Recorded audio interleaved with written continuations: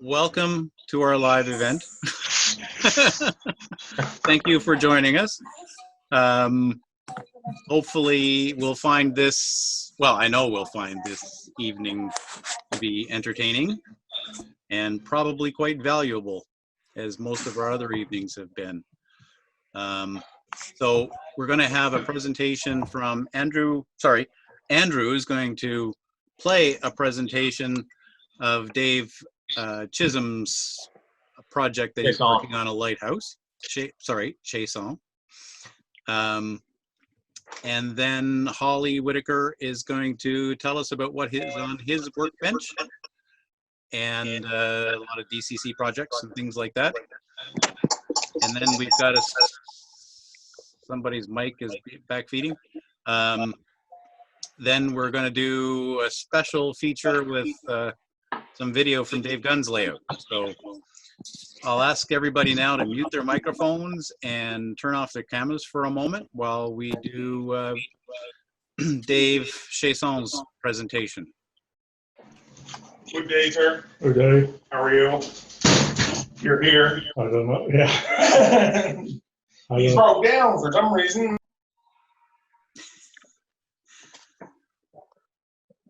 All right. If everybody's ready, we'll be starting Dave Chiasson's presentation. Okay, I have to make it spotlight. Okay, you're doing that. Great.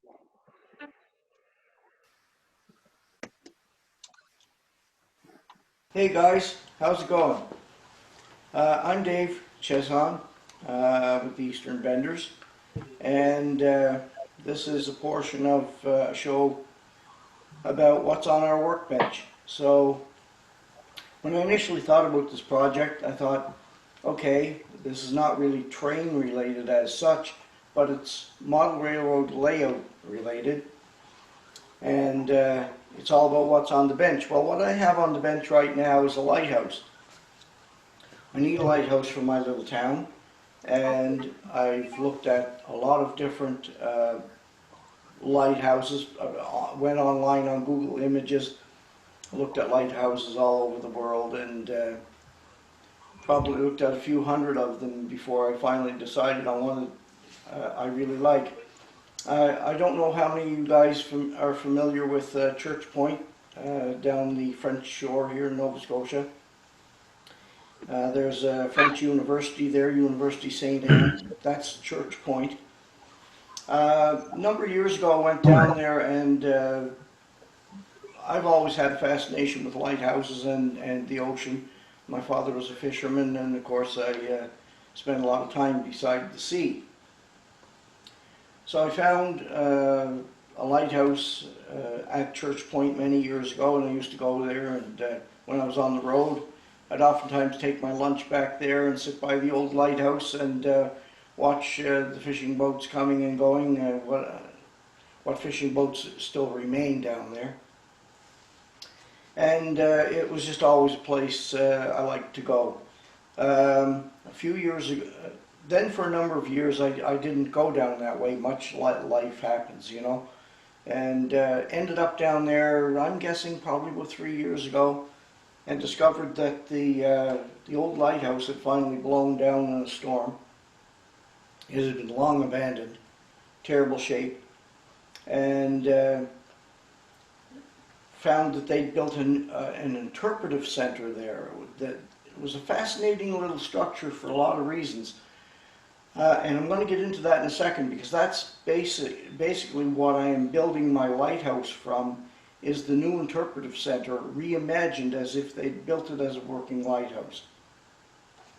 So we'll take a look at a couple of photos. The first photo that I have here would be the lighthouse that was originally built on that site, built in 1874 for a cost of $200. Big project. So the tower at that time was described as a pepper shaker style, 20 feet high, topped with a red lantern room of 10 sides, with the inshore sides darkened. In other words, no windows on the inshore side. The light is exhibited from a point 40 feet above the high water mark, visible in clear conditions for approximately 10 miles. So it's a typical lighthouse of that era, late 1870s. The lighthouse keeper at the time it was built lived in his own home nearby, so there was no structure attached, but the following year they started construction for another $500 to build the house.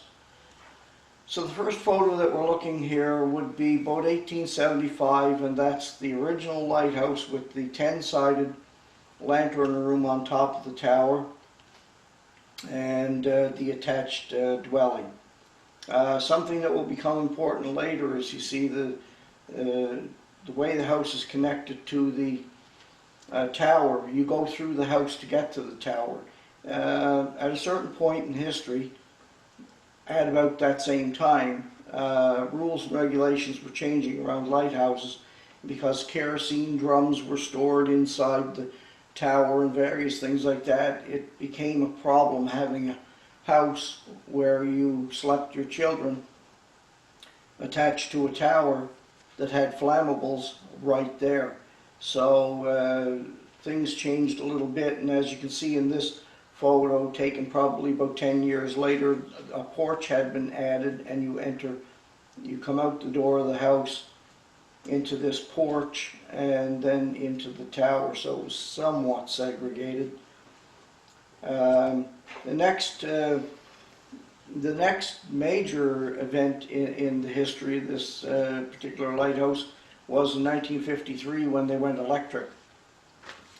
You can see that they've got the lantern room itself changed. They built a new one. It's square now, large windows, and it's an electric light. You can see the power lines going to it. And because at the same time it became an unmanned station, they tore down the house, which had fallen into disrepair. So that picture is probably somewhere in the late 50s.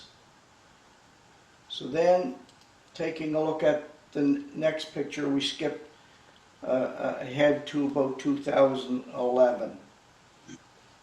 By then, University St. Anne owns the property. There's no more interest in keeping the lighthouse by the community. The university does some minor repairs to try to keep it standing, but they're quickly giving up on it. It's in bad shape. Holes in the siding, just generally in disrepair. The next photo is the same era. The windows have changed at some point in there. I don't know when or why, or it may be only on that side the window was different.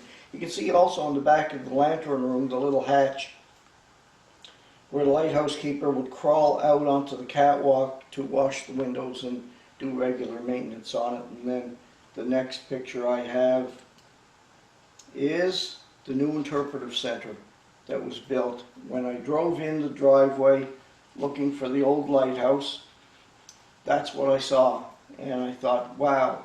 It was then that I became really interested in the history of the building. So anyway, that's where we'll pick it up. I took some photos. It's a very unique looking structure. It's built to be an interpretive center, not a working lighthouse or even a model of a working lighthouse.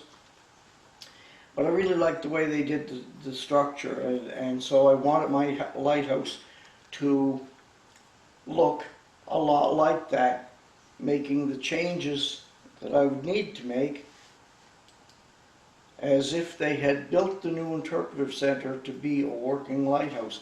So there are things that would have to change. You look at this photo, you see there's an extra roof there to the left of the what should have been the lantern room. That's because those small windows are at the bottom of the second floor in the house. And from the second floor you go up a stairway into that upper room of the tower. So that bit added on there, while it looks impressive, is really just a little bit of headroom where you go up the stairs into that room. That would have to come off, I realized, in trying to make this more like a lighthouse. The other things that would have to change would be to make that catwalk a lot smaller and take that upper room off the tower and make it a proper lantern room. So that's a bit of the history and a bit of what inspired me to build this particular lighthouse. So from there we'll switch over and I'll show you what I've got on the workbench. Okay, so we're back at the workbench. Actually, this is the layout. The workbench is beside me here, but it's a mess, as most workbenches get to be. This is the lighthouse in question, and it's going to sit on the layout right here. I don't know if you can see, because this part needs to be cut down yet. There's a little bit of a harbor here. There's going to be a rock face, comes up off the water, a tunnel portal going in through here, and that will be underground. So there's going to be a hill here, and that being the ocean over in that direction. We need a lighthouse somewhere right about here. Perhaps maybe a little back that way, and that's not the final height for that piece of foam either. But there's the lighthouse, and that's where it's going and why it's going there.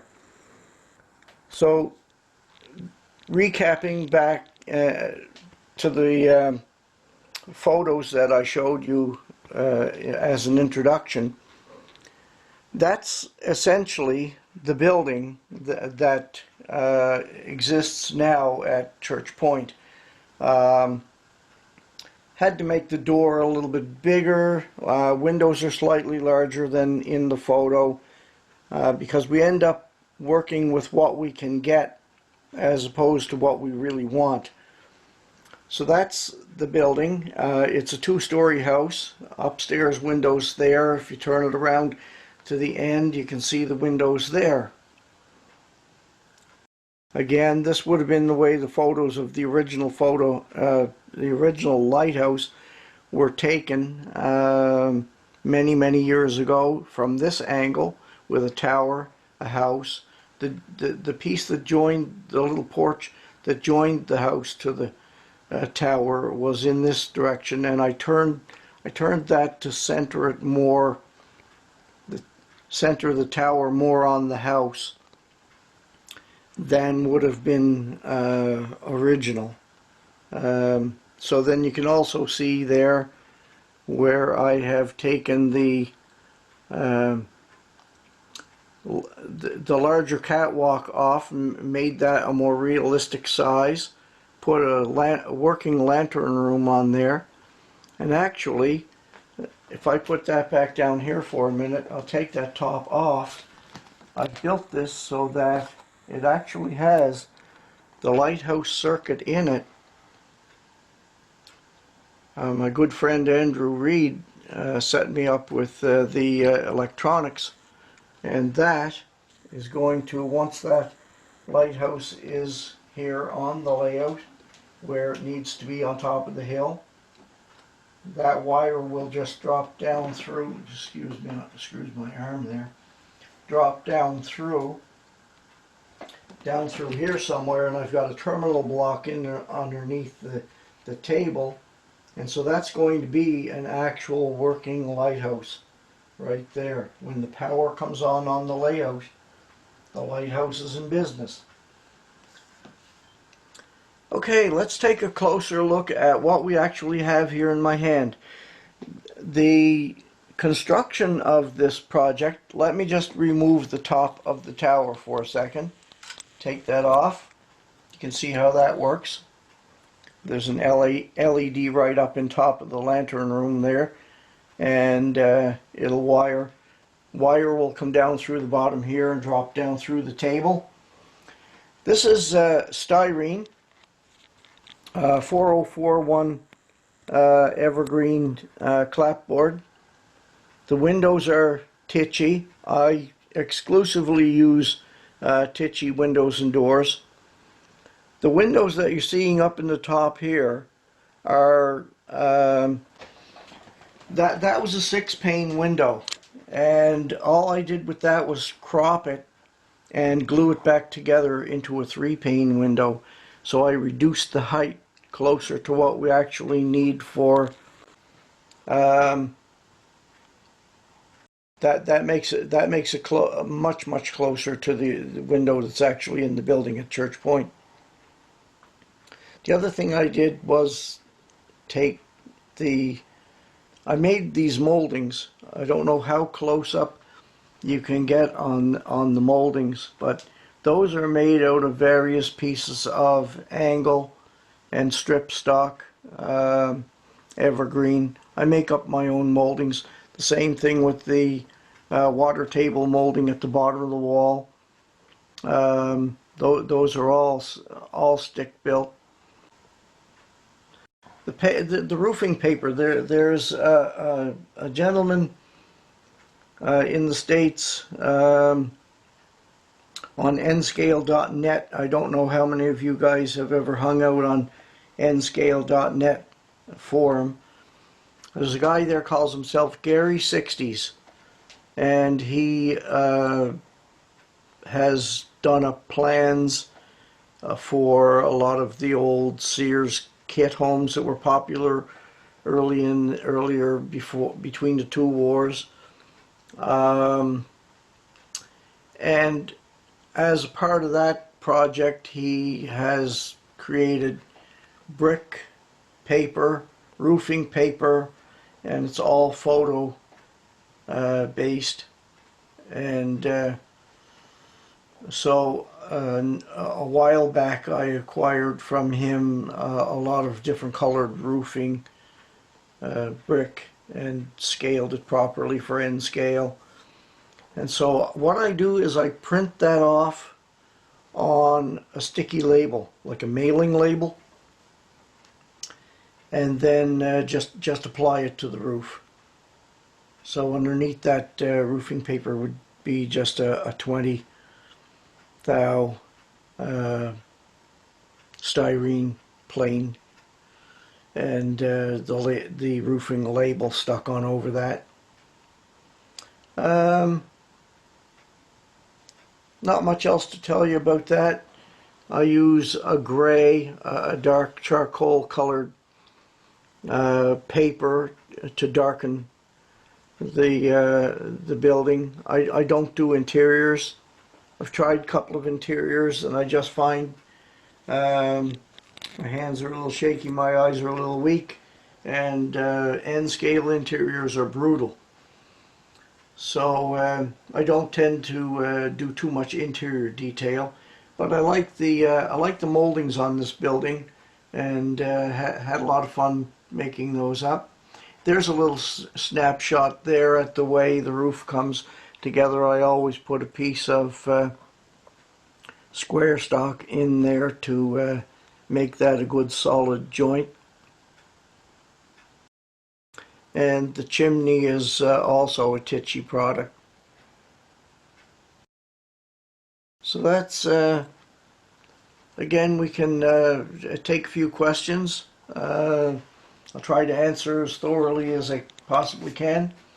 There's another close-up on the lantern room itself. A little door here for someone to walk out of to look after the windows they're cleaning and painting and all the things that are necessary to keep the lighthouse in good shape. I still have to fill in a little bit here and here so that someone doesn't have too much rum and walk off to the end of the world. It can happen, you know. And again, that just the wires attaching that to the electrical underneath the table will be soldered on, and that whole thing just drops into place right there. So that's what's on the workbench, and it's pretty near complete at this point. There are still a couple of fine touches to do, but that's my reimagination of the lighthouse at Church Point, Nova Scotia.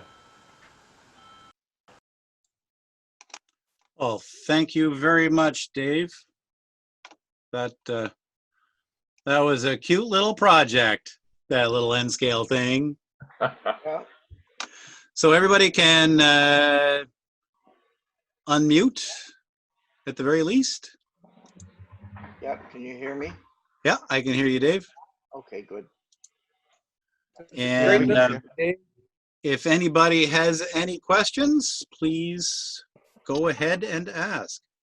There was one question in the chat there as to whether or not there would have been a foghorn at that location at one point in time. I would guess that there would have been, there should have been, but I've never seen in any of the old photographs, I've never seen any indication of one. So I really don't know. There should have been one by all logic, but I can't honestly say ever saw any evidence there was one. Scott, could you put our videos back on, the ones that you muted or turned off? Well, we're going to be going to Oh, okay. Holly's thing anyway, so Right. we may as well, we'll be Just leave turning it. off shortly anyway if there's no other questions. We have a whopping 3 viewers on Facebook, and nobody asked questions other than, can you send me the Zoom link? Thank you for doing that, Scott. Oh, no problem, Bob. Anytime. I'm surprised you didn't get the email. I would also like to just jump in and say thank you very much to Andrew and Tori for coming out here to my house and putting this all together, because I really would have been quite a loss to try to put this together by myself, and their help greatly appreciated. Oh, you're very welcome, Dave. I hope everyone enjoyed it. Yes, thank you very much, Dave. Appreciate that. And Andrew was given credit inside the video too there for the Question for Dave. Go ahead. What's next on the bench, Dave? Next on the bench is a hospital, and it's going to be a project that has quite a complex roof profile. I wanted to really challenge myself with the roof, based very loosely on the old St. Joseph's Hospital in Glace Bay, the one that existed prior to World War II. Quite a complex structure, and it's more or less inspired by that. That's the hospital that was in the community where I grew up when I was a child, and I was always fascinated by that building. Well, maybe if we ask Dave real nicely, we'll get to see a preview of that hospital when we do his layout tour. There, now we're talking. Yeah, well, I've actually been cutting styrene the last 3 days and getting ready to put that together. So I would say by the time we actually get to doing a layout tour, if we're going to do that, there's a very good possibility that the hospital will be there. Very good. I hope you're rocking, by the way. Part two of my question would be, did I notice perhaps the base to the hospital is already installed in the railroad? Yes, it is. Yeah. Yeah. Very observant. That's what I do. Hey, 3 points for Dave. Yes, it's in place. I wanted to build the foundation and build all of the terrain, landscaping and all of that around it as I went. So it's just really the wooden structure from the foundation up that's being built now. Foundation is already in place. Good. Very good. As we discussed in a previous episode, though, don't glue the building to the foundation.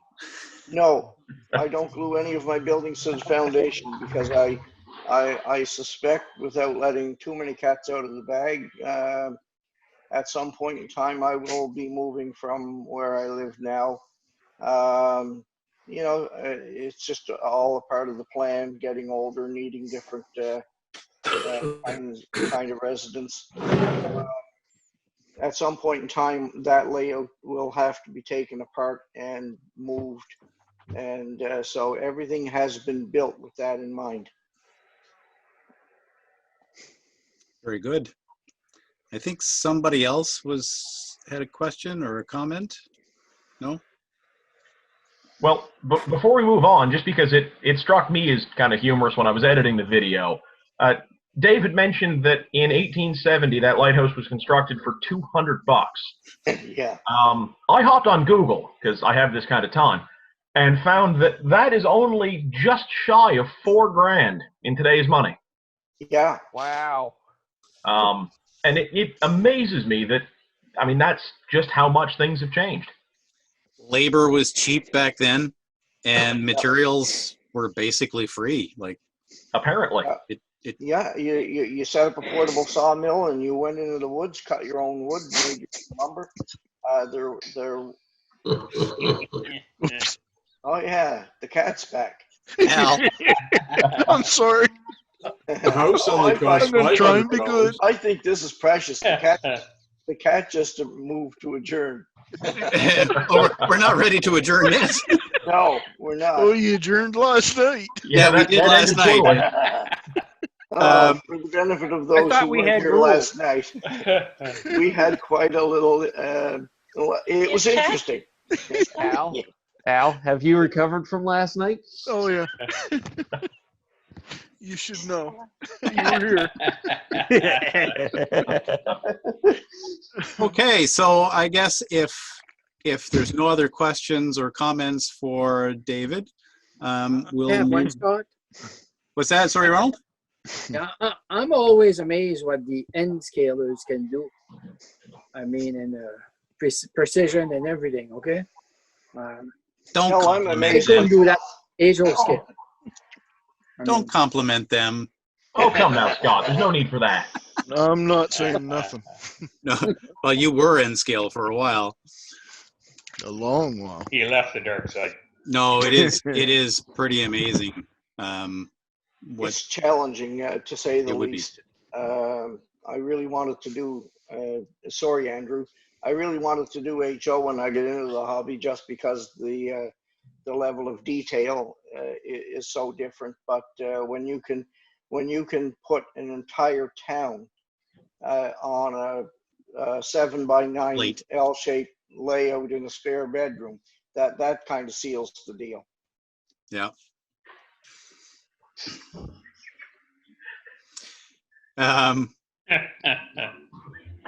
Okay, Holly Whittaker. Let's move on to you. He's going. Let's hide that cat. No more cat videos. I'm just going to turn Al's camera off. Yeah. No guarantees, I'll tell you. He could be back at any moment. Okay, Holly has some pretty interesting stuff on his workbench. Not that David's wasn't interesting, but from two different perspectives. David's was constructing a structure, and Holly's is technology based, pretty much. So take it away, Holly. Sure. Yeah. I'm Holly. I'm from the Toronto Model Railroaders Association. Yeah, I really took to DCC myself.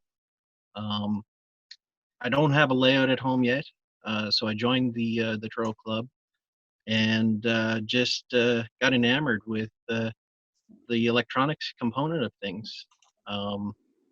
So here's a few of the projects I've had on the go. Let me just bear with me a second.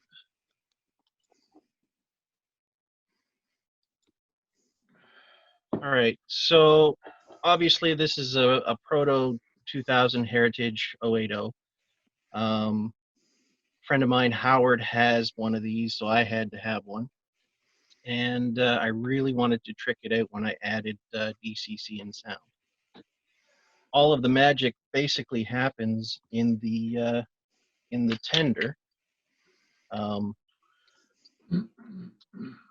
So I basically started here, and oh yeah, look at that, the wiring. I went to Maritime Hobby, and they had a Soundtracks Economy with a sound file for all of the different steam locomotives. But of course, this tender only has an 8-pin plug. So the first project I did was I found pin headers that would match the 21-pin decoder. So I had to then research which pins did what function and make my own 8-pin header. So that was the first project component of this component of this project.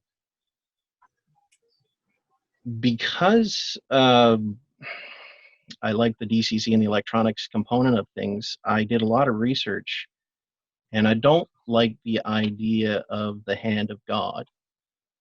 So DCC uncoupling was a big research project for myself. So with the added extra functions of the newer decoders, I had done some research and found these little motors. These are basically off-center weight motors for the vibrating part of your cell phone. And I pull the weight off, add another, for the lack of a better word, spool, add it to the function of the decoder, and mount it just behind the coupler and tie it with a string. And as I activate the function, the motor winds up the string and activates the coupler. Now, a neat little component that's required is you have to take the voltage down from your DCC system, 12, 16 volts, whatever, and this is a little buck converter. And I add this to the function and dial down the voltage so I don't burn out the motors. So that's part of tricking out this locomotive. What I wanted to do as well was add a keep alive. This is a homemade keep alive that I got the design from the DCC guy, Larry Puckett, off of YouTube. And it's basically capacitors installed with a couple of diodes and resistor. But I found that it doesn't lend itself very well with the Economy decoder. And I'm a little worried about burning out components or soldering onto the board itself.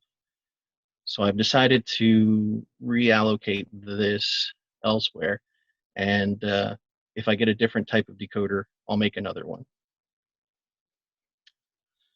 So that's basically a project that I have on right now. My other, well, continuing with the DCC uncoupling, I'm sure that's going to be a popular item to talk about. Here's an Atlas RS3 that I have installed. DCC and sound as well, Soundtracks Economy. But I've already have, I don't know if you can see that or not, but I have the uncoupling already installed behind the coupler on both ends. I have to calibrate it a little bit better, but for the most part, it does work.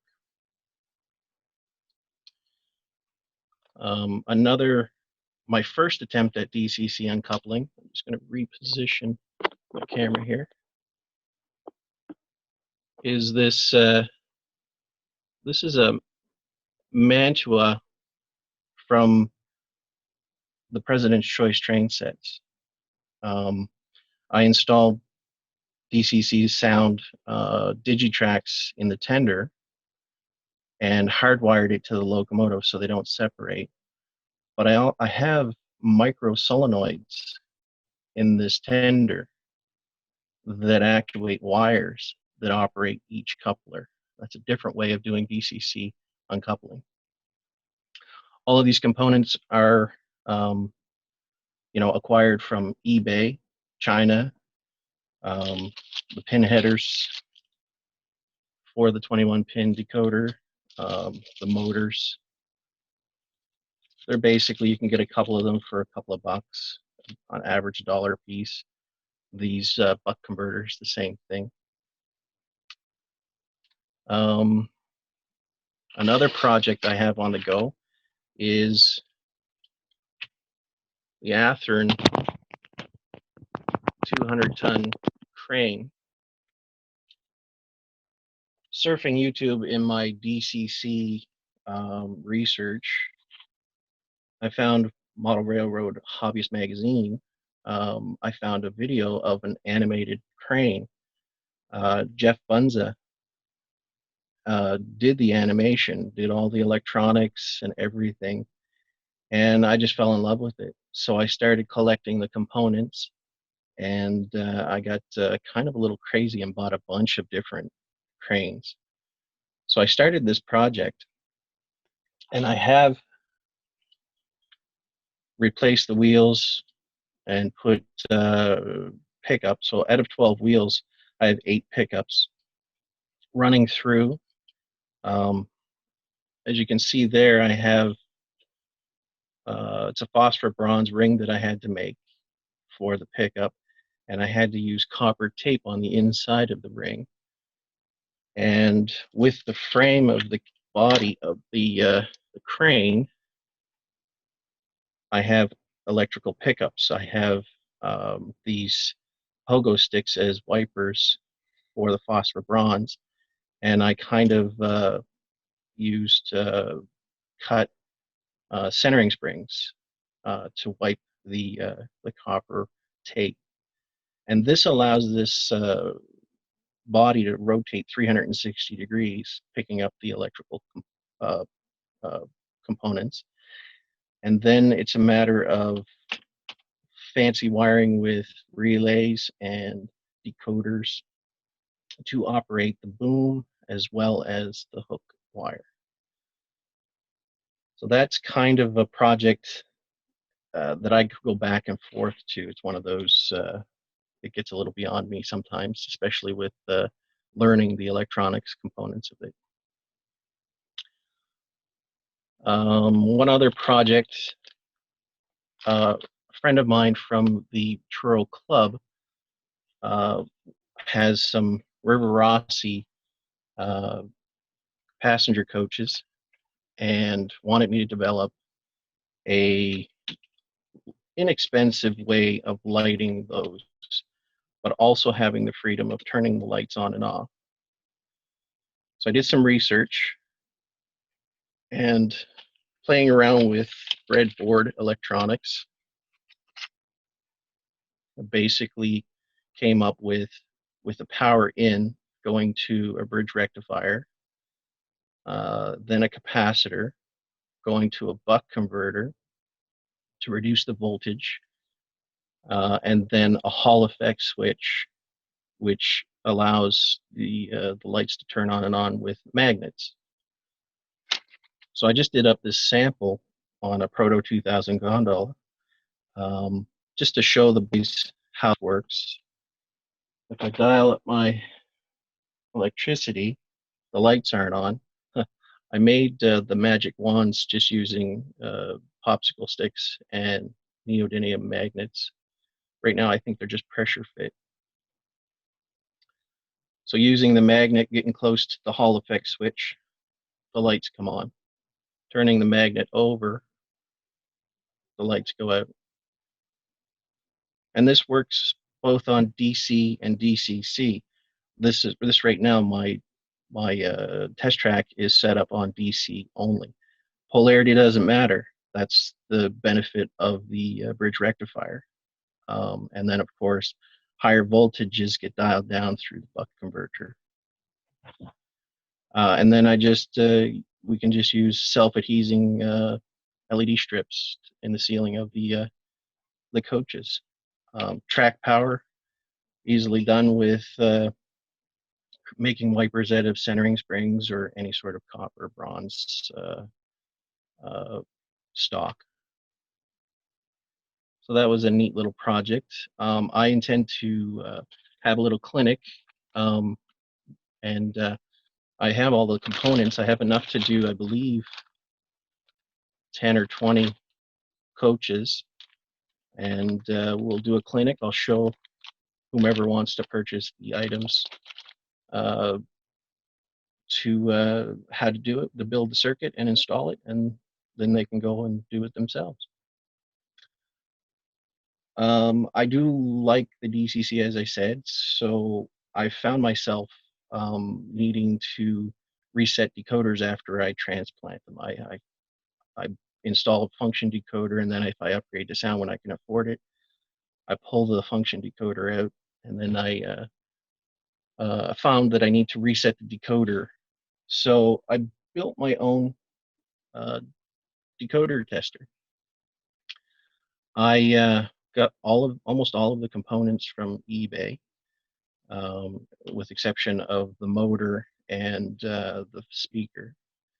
The motor came out of a defunct Proto 2000, and the speaker came from Princess Auto.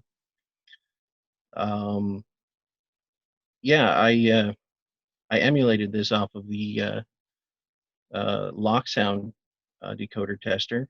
I didn't want to spend $80 for it, so all of these components combined $25, and it was a great project to, practice soldering and whatnot. The first motor that I installed on this came out of President's Choice locomotive, and the brushes and whatnot must have gone because it was pulling a lot of amperage. So I use this. This is not even pulling half of an amp. So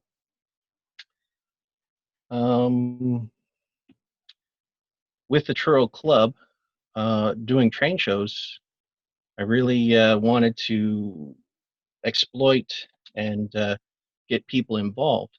So my first go at this was to develop a little camera so it could run around, people can see it, broadcast it to a television, they can see themselves at track level, which was fine. It's radio frequency.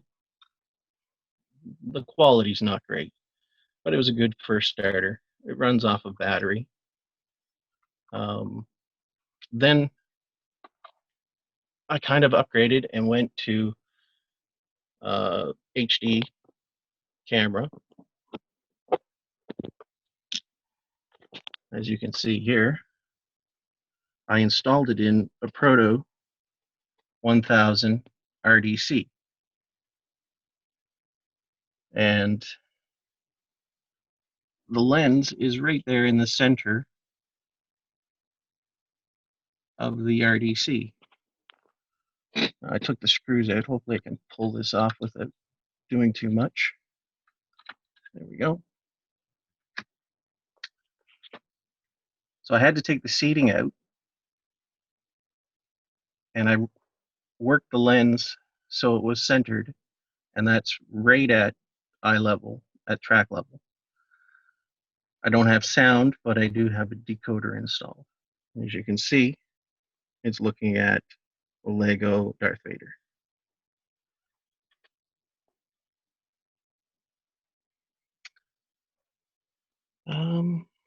I think that's about all I have. Oh, one other thing. As I said, I don't like spending a lot of money on retail products for model railroading. I like to come up with ways of making things myself less expensive. So here, I built my own rolling road. Most of the components came from eBay. Well, I should say some of the components. The aluminum angle was either Canadian Tire or Princess Auto. The styrene was from the hobby shop. That insulates each side. The screws, I believe, are M4 screws with washers. Had to buy a tap to tap the aluminum as well. And the bearings, the roller bearings, are inline skate bearings. So yeah, I built a bunch of those for just a few dollars, and they work fairly well. I think that's about it. Well, thank you, Holly. I have a question for you. So your Sure. your uncoupling devices are installed outside of the shell or inside the shell? It depends on which method you go with. The 080 from I guess it's the Yard Bull set from the President's Choice train sets. I used micro solenoids, and I have them inside the tender, and I routed just thread, black thread, to each decoder. So when the function is activated, it activates the electromagnet in the solenoid, pulling the rod in, and then that's what pulls on the string that opens the coupler. The other ones with the micro motors, they're basically just glued to the coupler box, making sure they don't interfere with the trucks, and are relatively in line with the coupler. So when the motor spins, when you activate the function, the thread spools up onto like a spool, pulling the coupler open. Okay.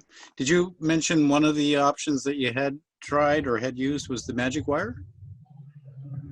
I've not tried that. I was going to, and I bought a lot of the electrical components, but I never got into that. I was pretty taken with a lot of the different mechanical ways of doing it, rather than using that heating up the wire to bend and actuate the coupler. Yeah, basically it's just the properties of this type of wire is when you run electricity through it, it shortens up or lengthens. I'm not sure which it is. And when you take electricity off, it goes back to normal. So it would basically pull on the coupler and let the coupler go back. You had to use springs and whatnot to put the coupler back in its closed position. I wasn't too keen on heating things up. Heat and plastic shells don't go together. Too bad Jeff Keddy wasn't here to can attest to that. Everybody can start your video now if you'd like, and unmute your mics and ask questions if you want. I have a comment. So go ahead, David McMahon. Yeah, my comment would be, you mentioned a couple times about how you like to save a little money and order stuff from China and all that good stuff. I think that's just simply part of the DNA of a model railroader. Yep. Cheap. Frugal. Oh, Dave McMahon calls it frugal. Yeah, it is frugal. So I just thought I'd just point that out. It's a more polite way of saying cheap, I guess. Yeah. Since we're talking about, I'd rather spend my money on locomotives. That's right. Since we're talking about DCC and decoders, I listened to an interesting session on the NMRA about using cell phone speakers instead of the regular ones that we get for trains, because the cell phone speakers do a better job at the base level frequencies. And this electrical engineer was showing people how, with the regular speakers, you got the higher frequency tones, but you didn't get down to the real bass tones on things. And the other thing she pointed out was that cell phone speakers are a lot cheaper than a lot less expensive. Yep, $1 or $2 a piece compared to several dollars for the proper ones. But I mean, you'll get people that'll argue over anything, but will argue over what has a better sound. And I think for the most part, it's personal preference. It's just what you like. For me, I like frugal. Is that a cell phone speaker, Chris? You're muted, by the way, Chris. Ask to unmute. You're muted, Chris. My audio was sitting in and out. Can I ask a question, Holly? Sure, go ahead. Holly, have you considered using the RCA stereo jacks for your center post? Because everything is all in one piece, and you have it'll separate and it can rotate on the plug for your crane. You had I didn't catch my audio's cutting in and out. I'm sorry. Oh, you could look at using RCA, stereo, jack, and plug for your center post on your crane. Everything is all in one. The wipers are there. Everything is there, and you can actually separate them. It just plugs in and out when you want to lift the cab off. I don't think he heard that. No, I heard Okay. the RCA audio jacks. Like an But earphone. I'd be plug. worried about frickin' ensure connection. And I don't know, like the motor that being used right now would have to be the center. You know, ideally the automation is done. I recommend everybody's interested in it. Just go on to and search the automated 200 crane, Athearn crane, and then it's the August 2012 issue of Model Railroad Hobbyist magazine that has it all spelled out. In the center, you have to have the motor to rotate the cab and the boom. So I don't know how well an RCA jack would actually work there, and you definitely don't want to add too much friction. So the motor can work. I had it actually together before the meeting, and something jammed up and it wouldn't rotate. So I've got a lot of fiddling to do with it. It's pretty temperamental. Of course, nothing. It's not uncommon for things to fail before a presentation. Chris has some speakers to show us. Yeah, this speaker is 21 by 15.3 by 10 millimeters. It's in a cast resin enclosure. I use them in parallel. I put two of them in a locomotive. And so you get a really nice deep sound with it. It's a 600 milliwatt power capacity. They're 8-ohm speakers. And they're triple magnet technology. They're made in Canada here by GLX, is a guy out of Ottawa. And yeah, I've got them almost exclusively in all my locomotives just because of their size. And all I do to glue them in is put a little bit of silicone on the back of the speaker and stick it in place, and it stays forever. Can you hold that up again to show us there? Yeah. I'm not seeing anyone other than Holly. Yeah, right now click in the upper right. Click gallery view. Okay. Or Okay, yeah. or we just spotlighted somebody. One of my co-hosts spotlighted Chris's video. That would have been me. How much are the speakers? They're really tiny, and they, as I say, I put two of them in and run them in parallel, and you get a really nice deep sound. Dave McMahon asked how much they were. They're $9 each. I got them for $9 each. Okay, that's not too bad. That's in the resin enclosure too. They're a little bigger than a cell phone speaker, though. Yeah. That's, well, you gotta think about it. Let's say, you know, if you look at my finger here, just the lower part of my finger, that's about the length of it, and half of the end of your finger is about the width. And what I like about it is the depth. It's really, gosh, maybe less than half an inch. They're really quite small. As I say, the dimensions were 21 by 15.3 by 10 millimeters. Talk amongst yourselves. I'm going to go find something, hopefully. And here's a comparison. There's a regular speaker there. It is quite small. Yeah. That's really small. So you can see the difference in the thickness as well, right?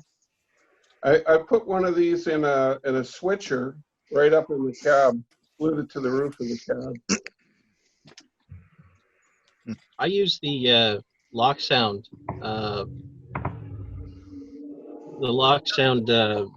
micro speakers. They're 11 by 15, and they come with a varying. You can build your own sound chamber, your own baffle. You can go too wide, deep, shallow. They work very well, and you get extra parts after you're done with the speaker. Yeah, Back to that frugal When I thing. was in Ottawa, I was a lock sound distributor. when I was I in- installed in a 44 tonner. I installed 2 of these in a 44 tonner with the sound decoder, lock sound sound decoder micro. Yeah, they're awesome. Very small, and they sound great. As you can see, I have a fair bit of speakers and whatnot, different sounds. One thing that's really, really good is the iPhone speakers. They come with their own baffle, and you can trim those down, and they still sound great. Yeah, here's you can trim an iPhone speaker down about half. Yeah. And just some of you will get this. I don't have a dime. I have a nickel for scale. So you can pretty much cut it down to a little bit bigger than that nickel. Yeah. And it'll still work. Because the contacts you see, oops, hold it up. There's the contacts, and the nickel just gets beyond the contacts a little bit. So it's about the thickness of 2 nickels. So it's pretty small. I mean, I don't know. I'm sure there are probably different speakers on the market that have better or different tonal qualities than these, but I'm satisfied with these ones. So yeah. Well, and at the end of the day, I mean, given the small spaces that we even have in HO locomotives, we can only expect so good a sound quality out of such a small speaker. Exactly. Yeah. Yes. And as long as it's my layout, as long as I'm happy with it. Exactly. And if anybody else says anything, Luke Nolan, you're out of here. I'll just show you one now. Space inside the locomotive body itself causes the best sound chamber. So you can actually move the speaker around in the locomotive body, and you'll get better sound depending on what angle you're putting it on and what position and how much space you have to allow it to resonate. Exactly. I'm going to show you something, just moving on to cameras. Here is something. I'm going to switch my camera. So this is an iPhone. You see that?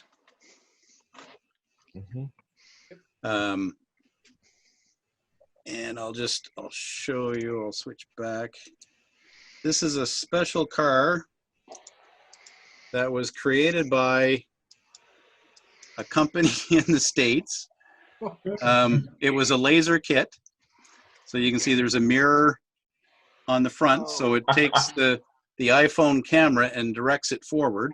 You can actually adjust the mirror so it'll go more sideways or more to the front.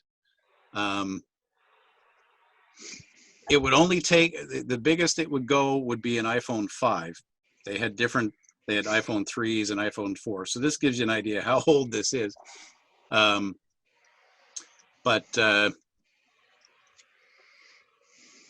it's pointing straight ahead. Oh, there's my Tim sign. So it was, I got it in Springfield for, I think it was about $20. I've done a few videos with it. Kind of, first time I ran it on my layout, it was a bit of a, oh, is it going to make it under that bridge? But there's a bunch of different options for doing video, and Holly you've got what, 3 different kinds there that you've used over the last little while? 2? Oh, okay. Yeah. Should plug. I'd like to plug my YouTube channel as well. Oh yes. A lot of these, if not all of these projects, I've had either step-by-step videos or final product videos posted on YouTube. My channel is Sidetrack77. That's my handle. You want to spell that for us, Holly? Sure. SIDETRAXX 77.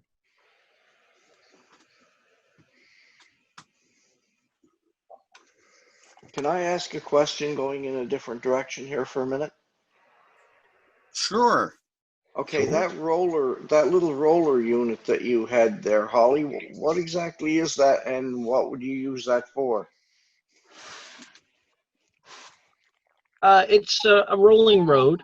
You would put your locomotive on it on your test track if you wanted to just ensure that your wheels were rolling. You wanted to test Oh, okay. traction without Yeah. it running out of track, basically.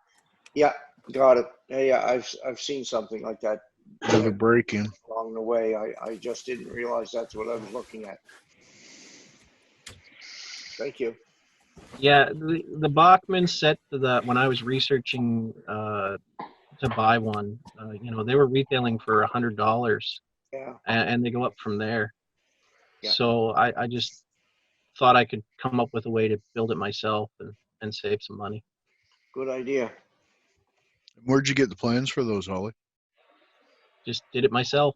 Just kind of looked at what they did and did some research to figure out what product I wanted. Okay. Do you have a degree in electronic engineering or something? Or? What's that? Do you have a degree in electronic engineering? No, this is just part of the hobby that I enjoy. Graduated from the School of actually a Hard structural Knocks. designer. So. I think this hobby is probably the only one, if not, one of the very few hobbies where there's so many different aspects to it that no matter what your interest is, you'll find some aspect of model trains that you can sway your way. Computer programmers can do the automation thing like Ronald Gramaison does. Yeah. People that with artistic backgrounds can do the scenery and the backdrops and all that stuff, and it's just there's so many aspects to it that everybody can find something. That was never mind the geographical, electrical, etc. Yeah. That was what attracted me to the hobby in the first place, is that it really is, it's really a smorgasbord of a whole lot of different hobbies. For sure. Multifaceted is like a diamond, for sure. Yeah. Yep. Yeah. Plus, there's trains involved. Yes, well, yeah. Can't go wrong with that. Well, absolutely. That's right. There's the added bonus is that you get to play with trains too while you're doing all that other stuff. Okay, so I think for this point, we're going to say goodbye to our four.